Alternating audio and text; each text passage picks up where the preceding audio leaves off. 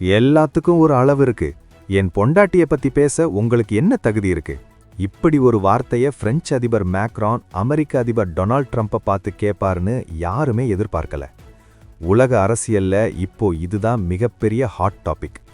2 நாட்டு தலைவர்களுக்குள்ள கொள்கை ரீதியா சண்டை வர்றது சாதாரண விஷயம்தான். ஆனா அது ஒருத்தரோட குடும்பத்தை, அதுவும் மனைவிய தரம் தாழ்ந்து விமர்சிக்கிற அளவுக்கு போயிருக்குன்னா அது எவ்வளவு பெரிய பாதிப்பை ஏற்படுத்தும்? வணக்கம். அமெரிக்க அதிபர் ட்ரம்ப் மற்றும் பிரெஞ்சு அதிபர் இம்மானுவேல் மேக்ரான் இடையிலான இந்த மோதல் வெறும் வார்த்தை போரா மட்டும் இல்லாம 2 நாடுகளோட ராஜதந்திர உறவையே கேள்விக்குறியாக்கியிருக்கு. சரி, நிஜமாவே அங்க என்னதான் நடந்துச்சு? ட்ரம்ப் அப்படி என்ன சொன்னாரு? மேக்ரான் ஏன் இவ்வளவு கோவப்பட்டாரு? இதோட முழு பின்னணியையும் இந்த வீடியோல தெளிவா பார்க்கலாம். சம்பவம் நடந்தது ஒரு மதிய விருந்துல. வழக்கமா இது போன்ற விருந்துகள்ல நாட்டு நடப்புகளை பத்தி தான் பேசுவாங்க.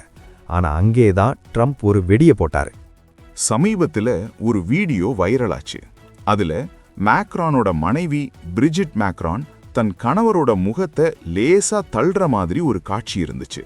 இதை வச்சு ட்ரம்ப் கிண்டல் பண்ண ஆரம்பிச்சிட்டாரு. பிரெஞ்சு அதிபர் இன்னும் அந்த தாடையில வாங்கின அடியிலிருந்து மீளல போல அப்படின்னு ட்ரம்ப் பேசினதா தகவல்கள் வெளியாகியிருக்கு. இதுதான் இப்போ எரிமலை மாதிரி வெடிச்சிருக்கு.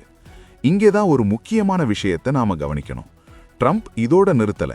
நேட்டோ நாடுகள் மற்றும் ஈரான் விவகாரத்துல பிரான்ஸோட நிலைப்பாட்டை காகித புலி அப்படின்னு விமர்சிச்சாரு.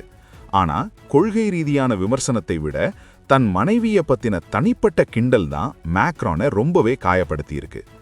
தற்போது தென்கொரியாவுக்கு பயணம் மேற்கொண்டுள்ள மேக்ரான் அங்கிருந்தே இதுக்கு பதிலடி கொடுத்திருக்காரு.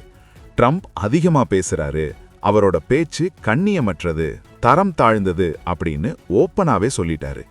உறுதியாக தெரிந்தது என்னன்னா, மேக்ரான் இதுவரைக்கும் ட்ரம்ப் கிட்ட இவ்வளவு கோவமா பேசினதே இல்லை. இதன் பின்னணி என்னன்னு பார்த்தோம்னா, ட்ரம்ப் மற்றும் மேக்ரான் இடையிலான உறவு ஆரம்பத்தில் இருந்தே ஒரு ரோலர் கோஸ்டர் மாதிரி தான். 2017 இவங்க 2 பேரும் கைகுலுக்கிக்கிட்ட அந்த நீண்ட வினாடிகள் அப்பவே வைரலாச்சு. நாங்க 2 பேரும் நல்ல நண்பர்கள்னு ஒரு பக்கம் சொல்லிக்கிட்டாலும், இன்னொரு பக்கம் வர்த்தகம் மற்றும் பாதுகாப்பு விஷயத்துல இவங்களுக்குள்ள ஏகப்பட்ட மோதல்கள் இருக்கு. இப்போ இந்த தனிப்பட்ட தாக்குதல் பிரான்ஸ் நாட்டு மக்களிடையே பெரும் கொந்தளிப்பை ஏற்படுத்தியிருக்கு. மேக்ரானை அரசியல் ரீதியா எதிர்க்கிறவங்க கூட ஒரு அதிபரோட மனைவியை பத்தி ட்ரம்ப் பேசினது தப்பு அப்படின்னு மேக்ரானுக்கு ஆதரவா நிக்கிறாங்க. இத பத்தி நீங்க என்ன நினைக்கிறீங்க? அரசியல் தலைவர்கள் தங்களுக்குள்ள இருக்கிற தனிப்பட்ட மோதல்களை இப்படி பொதுவெளியில காட்டுறது சரியா? உங்க கருத்தை கீழே சொல்லுங்க. இந்த சம்பவத்தை நாம வெறும் வாய் தகராறா மட்டும் பார்க்க முடியாது. சர்வதேச ஊடகங்கள் மற்றும் அரசியல் ஆய்வாளர்கள் சொல்றது என்னன்னா, இது நேட்டோ நாடுகளுக்குள்ள இருக்கிற ஒற்றுமையை பெரிய அளவுல பாதிக்கும். அமெரிக்கா எப்போதுமே அமெரிக்கா ஃபர்ஸ்ட் கொள்கையில இருக்கு. ஆனா மேக்ரான் ஐரோப்பா தனித்து இயங்கணும்னு நினைக்கிறாரு. இந்த விரிசல் தான் இப்போ தனிப்பட்ட தாக்குதலா உருவெடுத்திருக்குன்னு சில ஊடகங்கள் தெரிவிக்குது. பொதுவான பின்னணியை பார்த்தோம்னா, ட்ரம்ப் இதுக்கு முன்னாடியும் பல நாட்டு தலைவர்களோட மனைவிகளை பத்தி சர்ச்சைக்குரிய கருத்துக்களை சொல்லியிருக்காரு. ஆனா பிரான்ஸ் மாதிரி ஒரு வலிமையான நாடு இதை சும்மா விடாதுன்னு தான் தோணுது.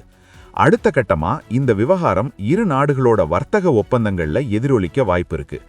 வரப்போற சர்வதேச மாநாடுகள்ல இவங்க 2 பேரும் நேருக்கு நேர் சந்திக்கும் போது இன்னும் என்னென்ன அதிரடிகள் நடக்கும்னு பொறுத்திருந்து தான் பார்க்கணும். சுருக்கமா சொல்லப்போனா, அரசியல் நாகரிகம் அப்படிங்கிறது இப்போ இருக்கிற உலக அரசியல்ல கொஞ்சம் கொஞ்சமா மறைஞ்சு வருதோ அப்படிங்கிற பயம் நமக்கு ஏற்படுது. கொள்கை ரீதியான மோதல்களை தாண்டி தனிப்பட்ட வாழ்க்கையை தாக்கும்போது அங்க ஜனநாயகம் பலவீனப்படுதுங்கிறது தான் கசப்பான உண்மை. தனிப்பட்ட விமர்சனங்களை விட நாட்டின் நலனே முக்கியம்னு இந்த தலைவர்கள் எப்போ புரிஞ்சுக்குவாங்கன்னு தெரியல.